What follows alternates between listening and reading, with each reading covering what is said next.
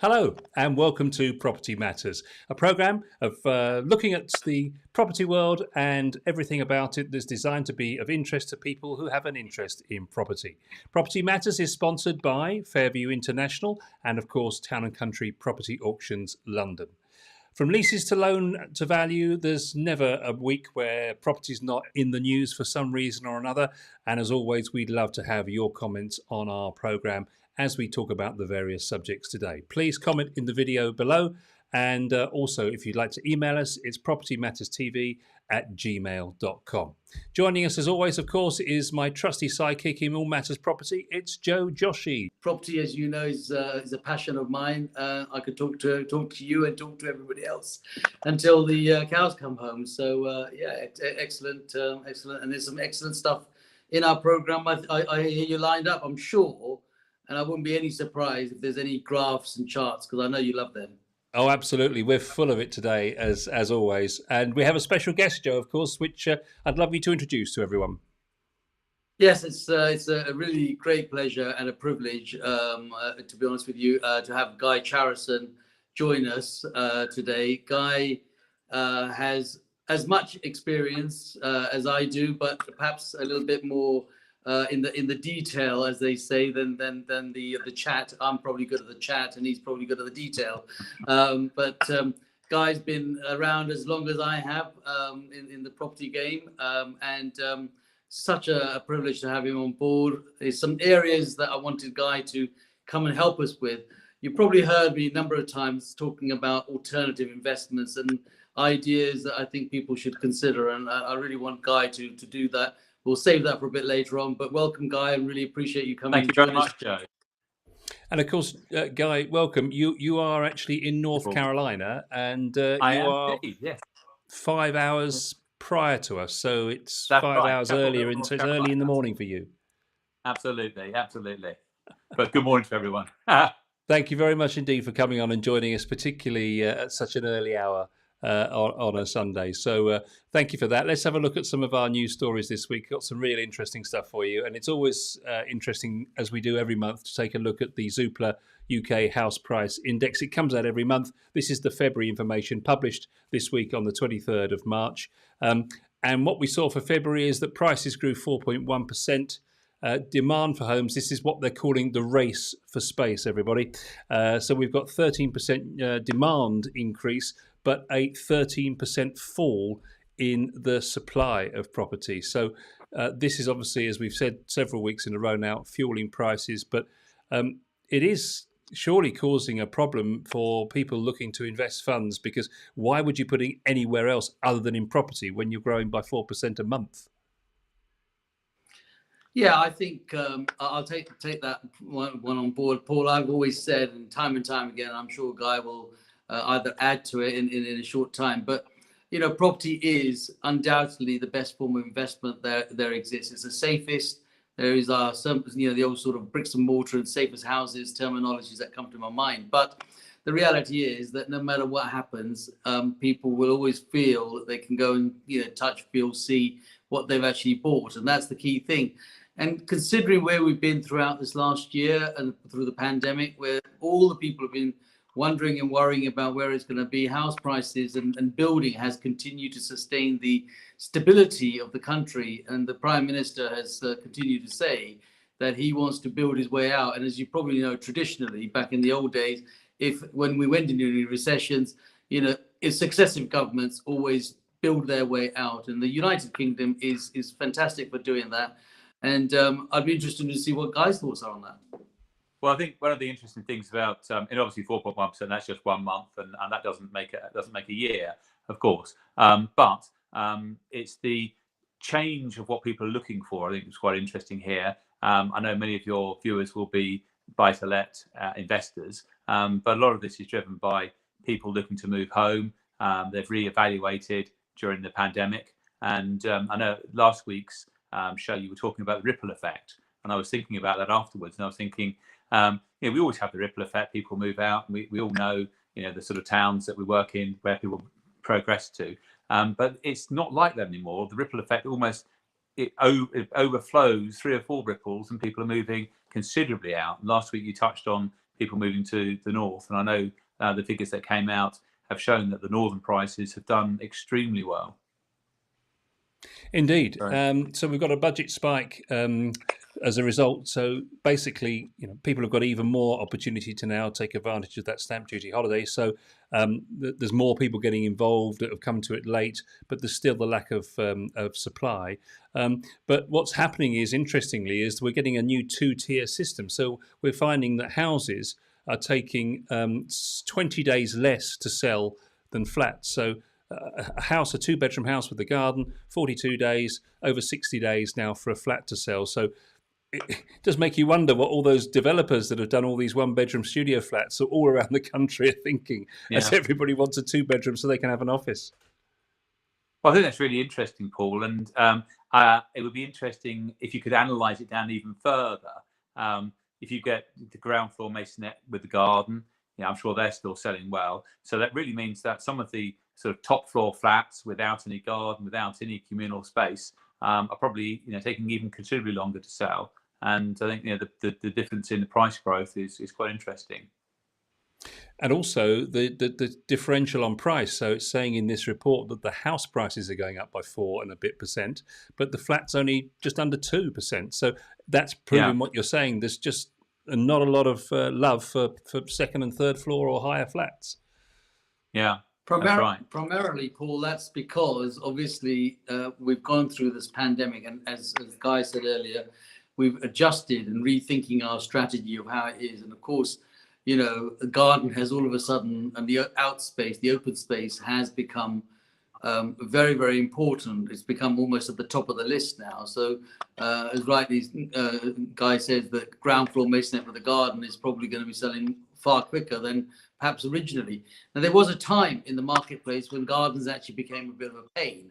And it was almost like, I've got a garden and I really don't want one because I'm never at home and it's overgrown and everybody dumps their stuff. And I've got problems with the upstairs because he uses it and he crosses it. I mean, it's just constant, bickering. And therefore it was like, I don't really want one. But because of this scenario that we've gone through this last year, it's made people sort of think, hang on a minute, that, the value of the garden is now very important. And especially if you are, a family of more than two in a masonette or a flat, you almost want to stand outside, whether they're having a cigarette or whether they're having a can of beer in their hand, just to get away from the fact that they're all going to be in the same building. And so that all of those things in real life, I think, kind of make a difference. And that's probably why that two-tier system is coming through, Paul, where the houses are becoming more and more popular because all of a sudden the value. The other, of course, thing is that when they move out, they're getting a lot more property for the money, and that in itself is also a good thing to do to take on board. And let's take a look at that regional south-north divide situation. We have touched on it several times. Guy, it'd be interesting, as someone that's sold property all across the UK in your past and continue to do so from North Carolina. But it looks to me as if there's never been a better time to literally pack your bags, go up north, because prices in Manchester, Liverpool, Leeds, Nottingham growing at over 5% a year, so outperforming the mean average. And of course, the other benefit will be the tapered stamp duty extension. 70% of those homes in the north won't even will get the maximum relief, and will be fine. Yeah, that's right. I think one has to praise the government for moving a number of government departments out to the regions. That has really been interesting to see them doing that. I mean, I can remember them, all successive governments have talked about that for 25 or 30 years, but to actually see it happening has been helpful and to the regions. Joe, are we all going to up sticks to the north? The interesting analogy on that I came across recently is that the cost of stamp duty in the southern part, i.e. the London areas, the West London part, at a certain price is about £15,000, and actually it's equivalent to a good deposit and no stamp duty in the north. So it's almost it's a no-brainer in some ways that you don't go to London to buy. You actually go and buy a little bit further out, And yeah, when we talk about the north or the ripple effect, we're not talking, it has to be Manchester or Bradford or further. These opportunities exist out as much as Luton and just a little bit further out, maybe a 40-minute journey out of London by car, maximum an hour train journey, and that actually can happen just in London. I mean, I was out doing an appointment the other day. It took me an hour and a half just to get from one side of London to the other side. And so you ask yourself, what really makes sense? And because people are able to now work from home and have that facility and have that flexibility, that option has really opened up the marketplace. And I think that's what's going to really strengthen and have that sort of north-south divide shrink, in my opinion. And give the first-time buyers a great chance. And it'll be interesting to see as time goes on the work patterns. Will people go back to the office working 5 days a week, or is that a thing of the past? And if we learned in the pandemic that people can work from home, and people will just go into the office a day or two a week, and if you can go a day or two a week, you're prepared to travel a lot further to get a better home. A lot of experts are talking, Guy, of a blended return to work, and that is exactly what you're talking about. There are a couple of days in the office, 3 days at home, or the other way round, and the flexibility to mix and match that according to your requirements. I mean, there's no doubt about it from what I'm reading that it's had an effect on our. It's adjusted our mental health in the sense that we're having to get used to that loneliness, if you want to call it that. But actually, what's really interesting is all the surveys that I'm seeing are saying that we've actually become more productive. It's the one thing the bosses never believed would happen. I'll let you go and work from home, and you'll be on your Xbox all day and not doing any work. But in reality, the funny thing is that people have been more productive at home. These are the facts. People have been more productive at home than they have been in the actual office, which is surprising, but has really got a few traditional bosses thinking about where the future lies. So it will be really interesting to see how that blend works out. Yeah, that's definitely true. Looking at this demand and supply issue, I mean, Guy, if you were the Chancellor, I mean, you might turn around to me and say, well, it's not my problem, of course, but how does one fix this situation where the demand is soaring, the number of sales agreed has only gone up by 5.3%, and yet the number of homes for sale is dramatically lower than required, nearly 17% too low, and the flow is at negative 13%. I don't think it's ever possible to have a perfect market. There's always too many buyers or too many sellers. That's what makes a market. It was interesting you mentioned earlier about the number of new houses being built. I think it's still 127,000 last year. It was down, but it wasn't so down on average numbers. I think it's been about 100,000 for a long while, so it's not so bad. Who knows where things will go? Price-wise, differentials, I'm not sure. Because I mean, at the end of the day, if demand is there, then surely it's a great time to sell. But clearly, people are reluctant. Any thoughts on why they are? One of the other things I was thinking about is tax. A lot of people we mentioned about capital gains tax, and I think you're going to mention about that later on. But there has been a lot of talk about, will capital gains tax increase? And should I sell now and realise an investment? But of course, if capital gains tax does increase very substantially, a lot of people won't sell properties. They'll say, I'll just keep them and keep them as rental investments, which would reduce the stock down further. Joe, I guess we can't make them sell if they don't want to. Well, we can certainly try, Paul. I'm very persuasive. Well, where there's a fee, it's probably going to be a name on it. But the reality is that people have got to make decisions based on their personal circumstances. And as Guy says, that will reduce the stock because they don't sell. But equally, they need to act as the bank of mum and dad, which a lot of parents have been doing on some of their investment, taking that money out, reducing the equity and giving the kids the opportunity to put their first foot on the run of the ladder. It's a case of swings and roundabouts. But just to give you a little adage from a traditional point of view in the Indian culture, uh, when the mother was when the mother had a child, had a daughter, and the dowry had to be considered, they would go out and buy a lot of gold. Every time the gold prices will drop, they would go and buy, whether it's XYZ ounces or whatever. And the idea was always that gold was something that you could pawn, go to the pawnbroker and say, look, my daughter's going to get married, so here's XYZ, grams of gold, and I need to borrow this money to go and do my daughter's wedding. And that's how the traditional structure was created within our family. I remember having that discussion with my mum when she was around. And so, but that new gold became property in this country for them.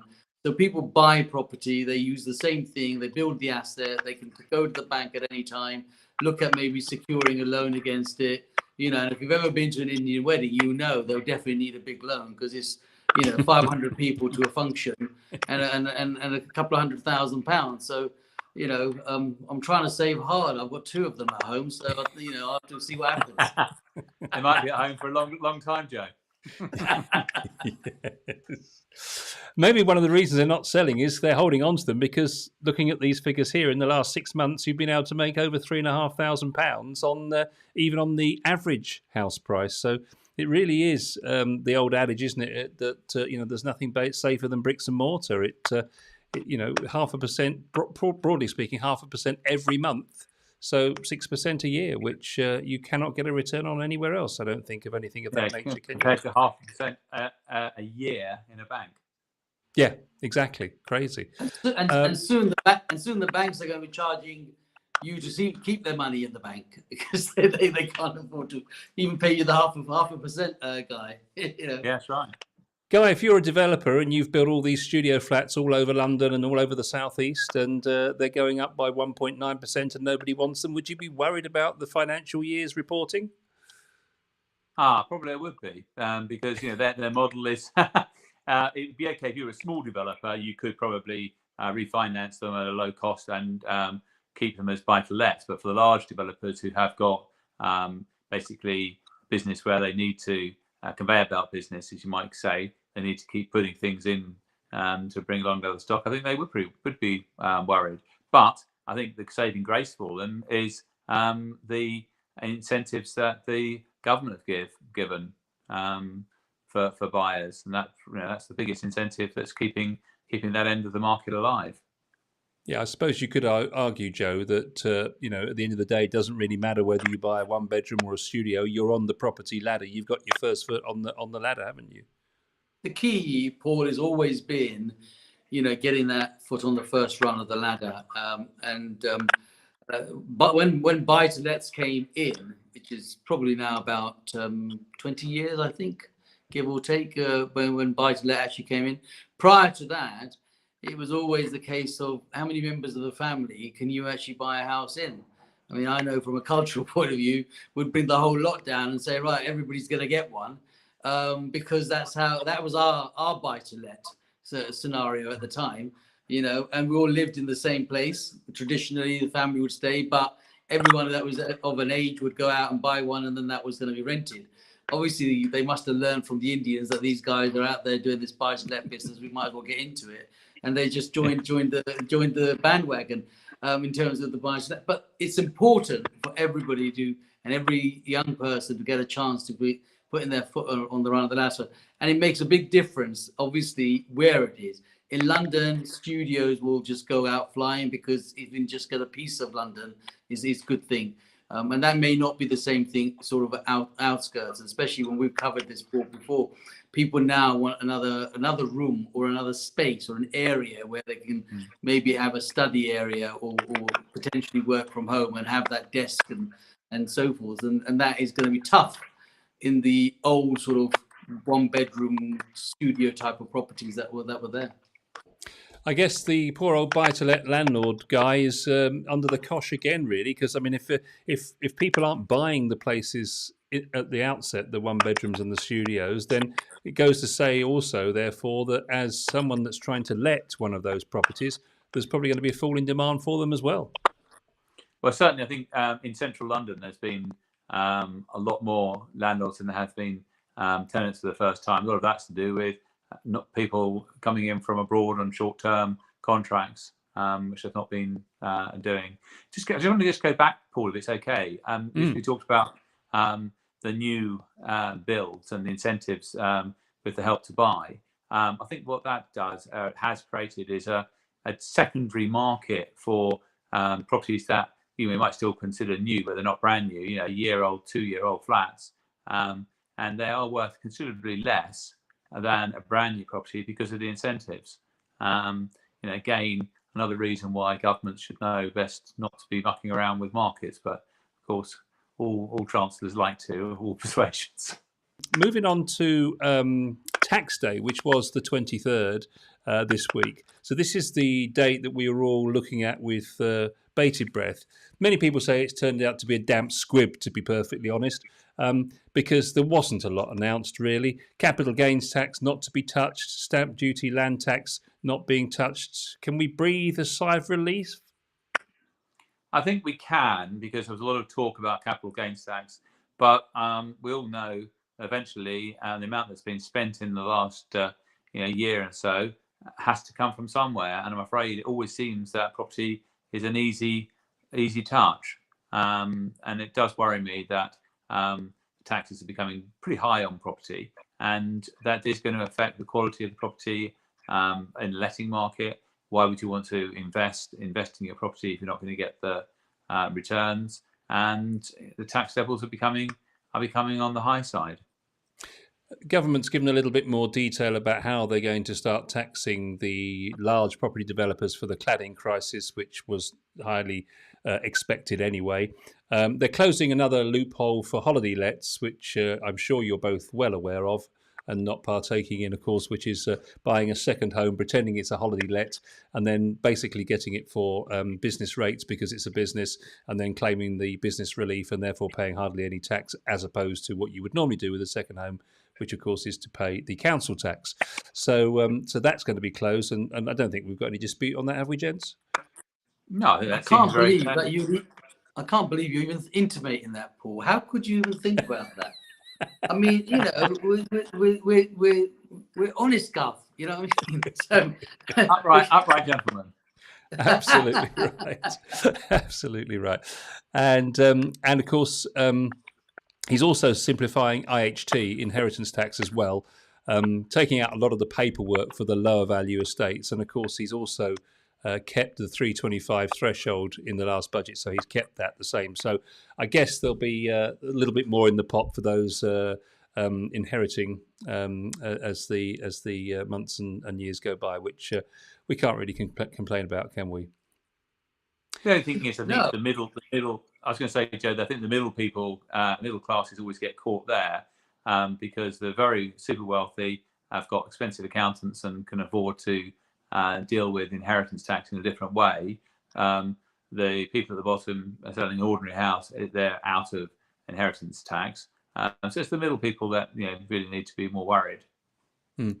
Where do you think the balance lies between in the property world between these big building corporations and the small time investor? I mean, do you think the government's got that balance about right between taxing the individual, taxing the big corporate, or should there be more responsibility taken by the larger companies?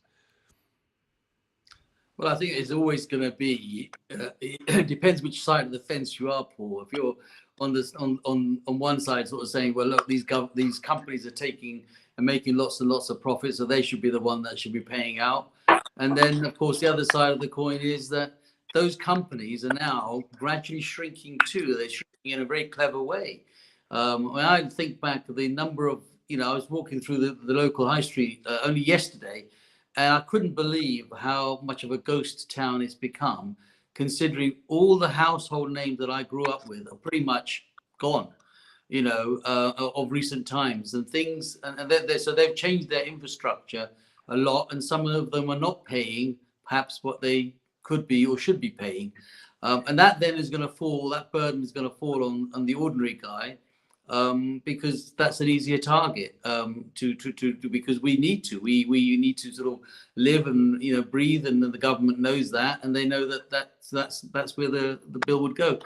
But I have to say that whilst those things are there, the government has, under the current circumstances, been very supportive and worked well. I'm glad to see that the 23rd was a bit of a wet squib, as you called it earlier on, because at the end of the day, I think it's very important that they, let this whole last year settle in and embed in. And obviously, it's a very clever move on their part, because they're going to look at it, and over the next three years or so, first of all, they've got to get their act together again, and secondly, they want to come back in again to be re-elected. So, they're not going to go and hammer them straight. It will come. It's not going to come. It will come, but it may come in the second term, I think. So, the question is really to make hay while the sun is shining, and for all. Okay, thank you for that. Houses selling 3 weeks faster than flats as the race for space intensifies. So we've pretty much covered that one over. I think, down to 50 days in London, from 50 days to 44 days. So people are certainly hungry for the right properties, as we've been stating. Interesting piece this week. The Competitions and Markets Authority guy talking to Countryside and Taylor Wimpey, requiring to remove contract terms that mean leaseholders have to pay ground rents that double every 10 to 15 years.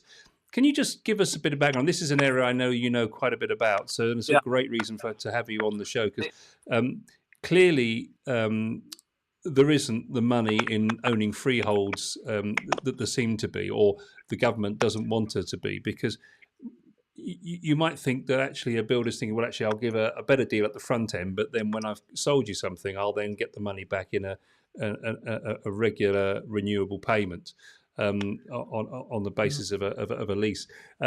But they seem to have ramped these up in recent years. Is that a correct assumption?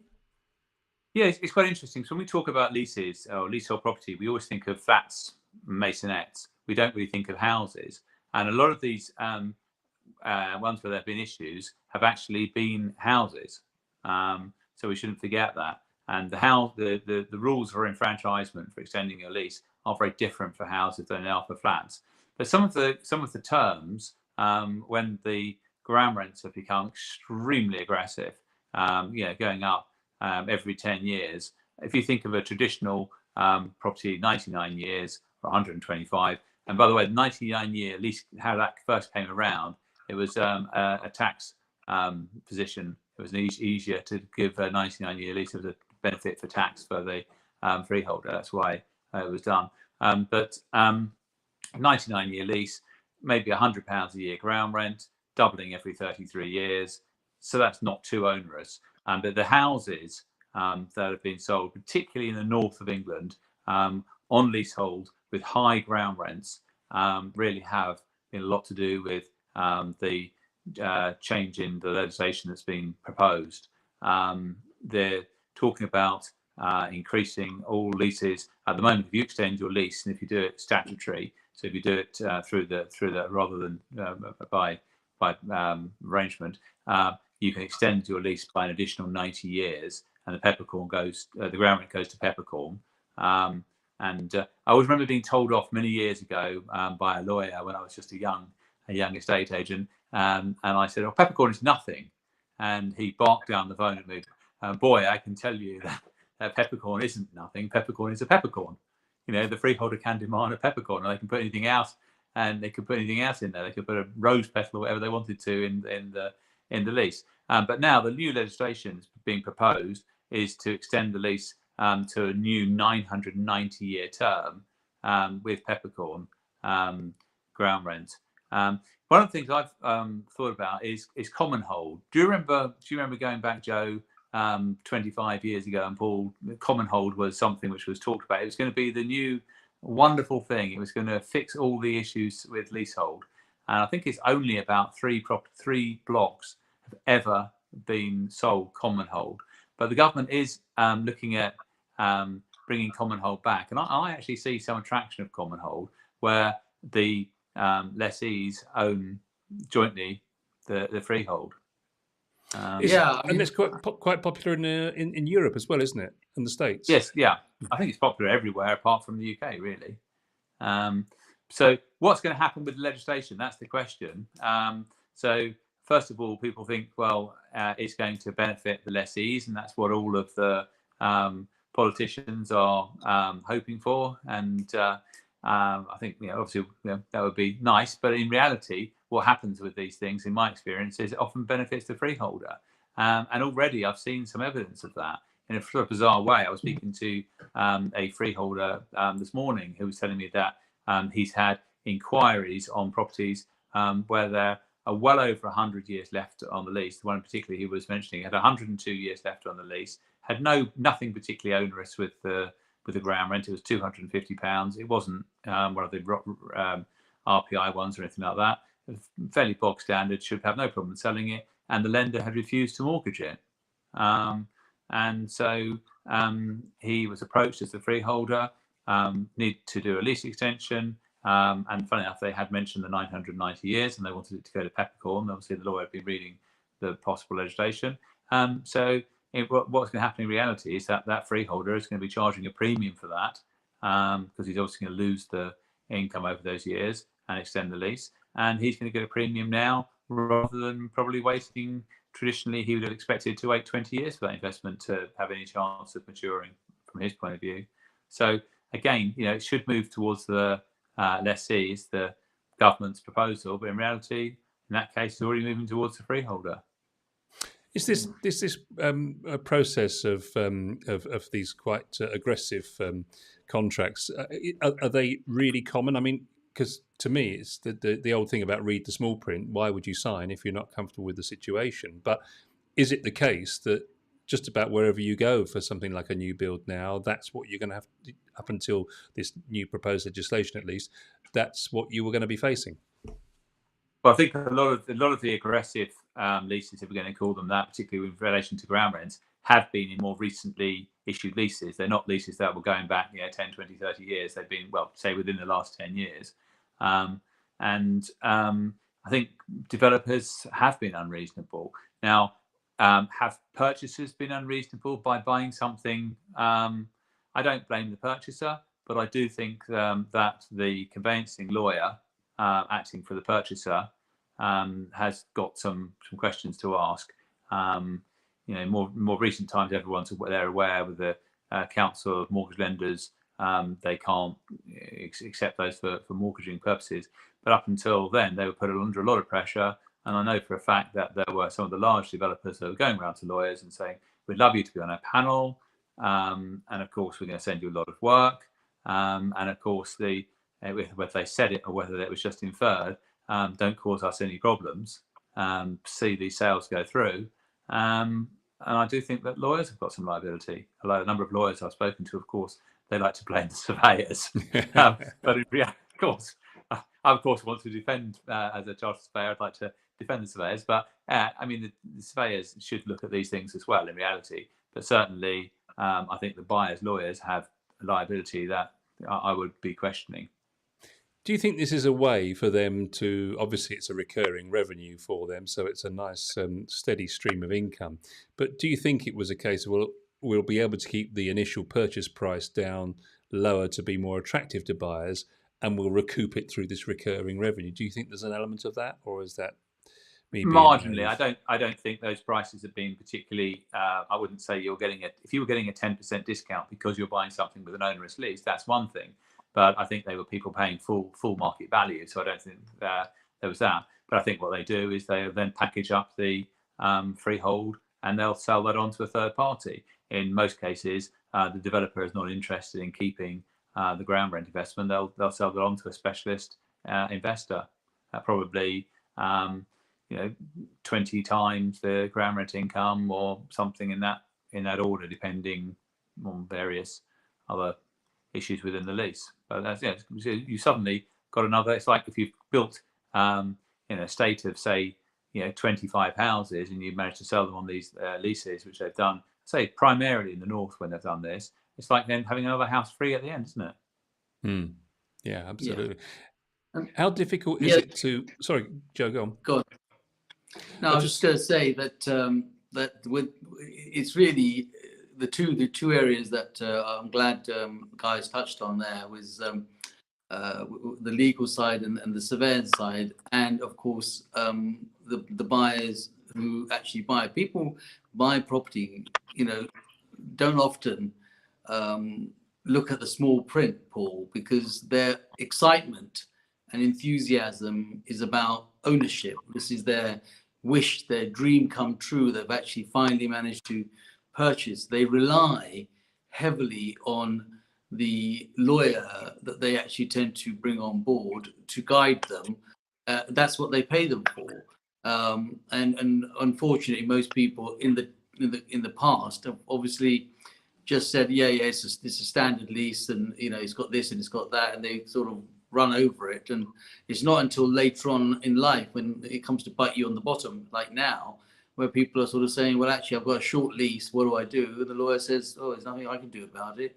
You've got to go and get somebody to go and negotiate that, because the landlord's going to end up doing that. So, I think it's like most things. If when I used to do mortgages, I remember very clearly back in the day, I used to go through everything with mortgages, but they weren't listening. They weren't interested. All they wanted to know is, can I have the money, and how much is it going to cost me a month? When am I going to get the keys? Yeah. Yes. And that was it. And when can I have the keys? So those were the things that made it difficult. But as things unfold, which they do, they do. I mean, the current development that we're selling, which is recent, is actually going to be on the same conversation that we've just had. So, there's 9 flats, and I've just made the developer give 1/9 of the share of the limited company to the people that are going to buy the flat, and let them have their future in their own hands, because he's only going to sell it on to someone else.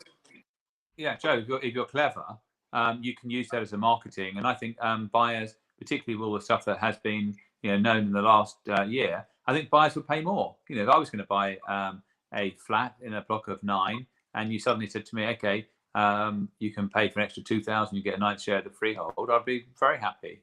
Yeah, that's exactly what I've done. Yeah. Have your own control.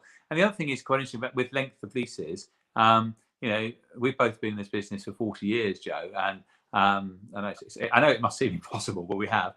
But I can remember years ago, you'd sell something with a 65-year lease. It was no problem. It was mortgageable. People would buy it, and it was you weren't doing anything wrong selling that. It was just normal. The lender would lend, the lawyer would be. And then, of course, the government changed legislation with leasehold reform, and 80 years is the number. Once anything's got a lease of, as you well know, if you get a lease below 80 years, it starts to become tricky to sell. And I actually think literally, even with the talk of this new legislation, that 80 years is now going towards 100.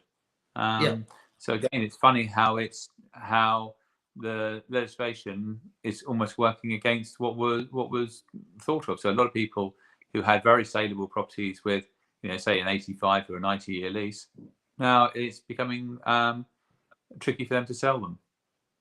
How difficult is it to extend a lease, Guy? Well, it's not difficult if you've got the right people to help you. And generally, there are obviously a few exceptions. The property is a crown property or etc. But generally, you have the right as a lessee to enfranchise, which means you have the right to extend the lease by an additional 90 years, and with a ground rent going to peppercorn. But the trouble is, most people want to extend the lease. When they want to extend the lease, Joe, you know exactly when it is, when they're ready to sell. They don't think about you should think about your investment. And if you have a car, you want to maintain it. And if you've got a property, you want to maintain it, but you want to also maintain the title as well. People think of, if I said maintenance of a property, people would think you're talking about a new roof or new windows or a new kitchen, not the maintenance of the title. So absolutely. I mean, it's always last minute. It's like, now I've got to sell this, and now all of a sudden I've got to do this. I talk about that a couple of times, even with succession planning. We touched the middle class families. Earlier on you said the guys that are wealthy have all those plans done, but we just think we're not going to. I mean, we have this within the culture. You just think we're never going to die. So all of a sudden, nobody actually plans. And because that happens all of a sudden, it happens, and now they're thinking, oh my God. So I always say to my people, you spent your life trying to avoid the tax man because you want to pay less tax. You show that you earn less money and you don't have this and you don't have that. But when you don't have a succession planning program in your, when you're gone, he's going to come back knocking on the door and say, I know you avoided me all those years, but I'll cash it now. So whatever happens, he's going to get it if you don't plan it. And that's the same with leaseholders. Yeah. Can I just go back to one point on leasehold? One of the things which I've had an experience recently of a property had an 82-year lease. To extend, it was worth extending the lease, and everything was fine. Premium was £3,400, but including the costs, and the cost, the freeholders' costs have to be paid by the lessee, and the whole thing cost £8,500, double the premium. And it was the lawyers that the freeholder used were top London expensive lawyers, and they used top London expensive surveyors for the valuation. And the freeholder was the London Diocesan Fund, so the Church of England, which I think is really quite disgusting. It's something I've actually taken up with them, but I just felt that was was wrong. I mean, the premium was not unreasonable, but the costs I felt were completely unreasonable, and just because they want to use very expensive lawyers. But as the freeholder, you have the right to choose who deals with it for you. Well, you do. I mean, and to be fair, the leaseholder would have the right to go to a tribunal. But of course, when you're trying to do things normally under time constraints, it's not so easy. Particularly, and this one was done all correctly. The notices were issued, but of course, they take a very long time to reply to the notices. So they know exactly what they're doing. Okay. So let's just have a quick look at our final story this week, which I thought was both appropriate for the two people on the show with me today, because both of you gentlemen have at times in your life owned and run estate agent businesses on the high street in the traditional manner. And I guess if you were starting up tomorrow, would you start up with high street branches? Joe, I'll come to you first. Are you for the high street, or are you thinking, no, we need to move on?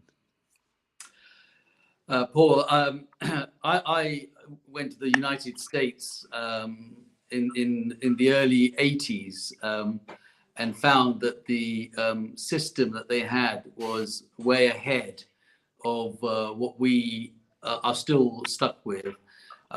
They had brokers, they had one office, and they had a lot of guys that would go, and I'm sure Guy will endorse that that situation that existed. And when I came back, I was in Atlanta, Georgia at the time with a company called Buckhead Brokers, funny enough, and very much on the verge of packing my bags and thinking this is a much better idea.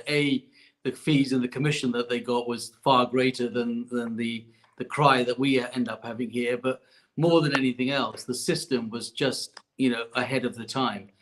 And then Century 21 came to United Kingdom with their gold coats, and I joined them. And the idea behind that was that there was some unity in working as collaboration and a national network. Estate agency, in my opinion, has evolved completely, almost to a reality check now. Where online and internet, when internet came to the United Kingdom, everybody just laughed and said it'll never be successful. In fact, one of the most places it's successful in the entire world is the United Kingdom now, with online shopping and God knows whatever else. They said it was never going to happen. It was never going to catch on. And yet every person walks around with a smartphone. And our industry is the same. And I think the time and the journey of the high street is now really a thing of the past. I've had that experience, spent lots and lots of money, and really find that people want you. They want your service. They would wait for your experience. And I've certainly done this now since 1980, and my customers come back time and time again, and they've never really said, "Oh, you're not in the high street." It's more about, where are you and can you deal with this? because they have the comfort and the confidence in your ability to deal with. And I think that's where it's going to go. I think the demise of the high street for estate agency is coming. I am a little bit taken back, I have to say, of recent mergers that have happened and why they have happened. And I'm waiting to see the unfoldingness of that as time goes on. When, recently Connells have taken over countrywide with lots of branches and suffering and being in a bad state. I'm just curious to know what are they seeing that I can't see. But in my opinion, it's long and way archaic, just as our legal system is, Paul. It's only a matter of time that starts to find itself sorted, because it takes too long for people to move.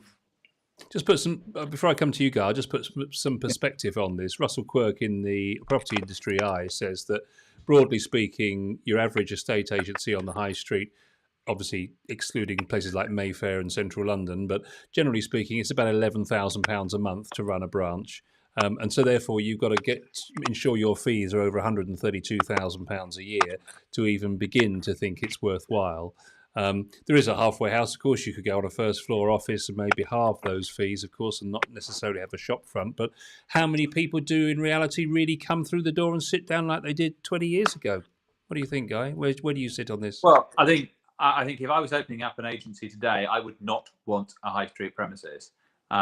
I think there's a lot of attraction to have a nice people. They're not going to visit you very often, but if they do visit you, it'd be nice to have a first floor office somewhere maybe they can easily park.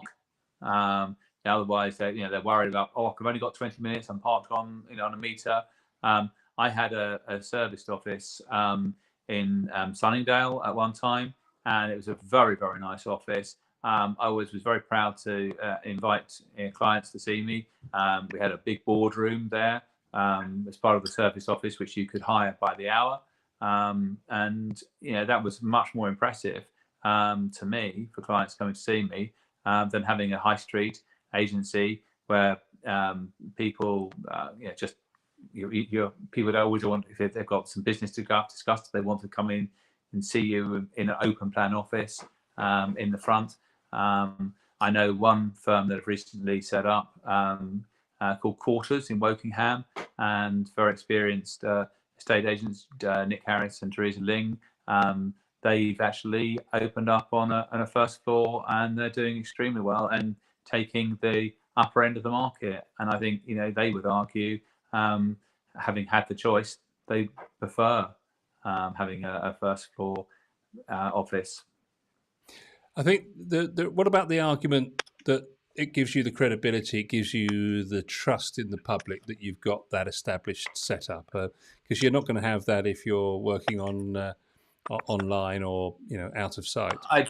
I think that's, I have to say that those days have gone. I mean, the right move is the window. And the other portals, and we'll probably talk about them another day, with Booming coming in and on the market. We wish those, obviously all of those, the new entrants success. But Rightmove is the window for property, isn't it? And of course, those fees, Joe, are rising and never seem to go down either, do they? No. The fees that the portals are charging are exorbitant, but then they know that they've captured it and changed the way the model of the agency works. As Guy says, people are taking first floor. I mean, I've been off the high street for years now, and I've been saying that and stating that time and time again, and that's the way it is. And it's now coming more and more to light, even with the pandemic probably saw quite a lot of them out. But like I said, I'm still not sure why there's this. The only thing is that it's the letting book. That's been the big key for all of them. It's the drip feed that invites them. It goes back to the days of the Prudential guy and the bicycle clips, and collecting his £2 or whatever it was from every door that he did. And that is the model that allows equity finance companies to think that there is, when I started, I'm probably that guy, a traditional estate agent that actually sold properties in the traditional way that we were taught and shown. But 20 years on later, we became the second class citizen as agents, and the letting market became the first class. Whereas in the first time, letting was like, you know, somebody in the back room. Yeah, if you go through there, there's a girl in there that kind of does some letting. I don't know what she does, but she's in there. That's what she does. That's how we used to be. And now it's the other way around. They go, there's a bloke at the back there who thinks he sells houses. Go and see him. But we do lettings, you know. So the game has completely evolved and changed. So, but there's lesser of Guy and me now, and the more of these letting guys who claim to be the agents, and that's what is interested the equity companies that have been buying big shares and big chunks in companies, because they have a drip feed of that the old adage of what I call the bicycle clips and the prudential guys. They'd rather have that and it be an ongoing, because it doesn't happen in the agency side. So yeah, change is good, change is happening, and we're all part of it. And I think the answer to your real question, Paul, in my mind, is that yeah, estate agency on the high street is not going to be there for too long. We've also got the online, sorry, not the online, the agents who are associate agents working from home. That's a different model that a lot of firms are using. So, you know, they perhaps only go into the office once a week. I think it's fair to say that the pandemic's changing so many fields of life that we never perhaps realised almost exactly a year ago, in fact. I was thinking as we were talking earlier on that, you know, we may well see in the next 5 years design changes in the way that new homes are built, with additional space for offices and so forth. And from the industry's own way of selling, doing it online or doing it through a shop, right the way through to the design of the very properties that you're selling, the pandemic's going to have an influence on all of this, I suspect. Oh, absolutely. I mean, as you know, I'm also a director and auctioneer of Network Auctions, and like Joe, you know, we've not been able to hold an auction in the traditional sense for a year, obviously. But are we ever going to go back into the auction room, or are we going to stay online? I think we're going to stay online. I think it's what people want. It gives a lot of flexibility. So, you know, it's the new normal, and things change. It's amazing how quickly things change in so many areas. Well, obviously, Guy, we're delighted that you've come on to join us today. Conscious of the fact that we know who you are, we haven't given you a lot of chance to sing for your supper, and I'd like to give you that opportunity now. I mean, we know that you're a chartered surveyor and that you're a director of Network Auctions. Just give us a little bit of who you are and what you do, Guy, so other people can know more about Guy. Yeah, sure. Thank you very much.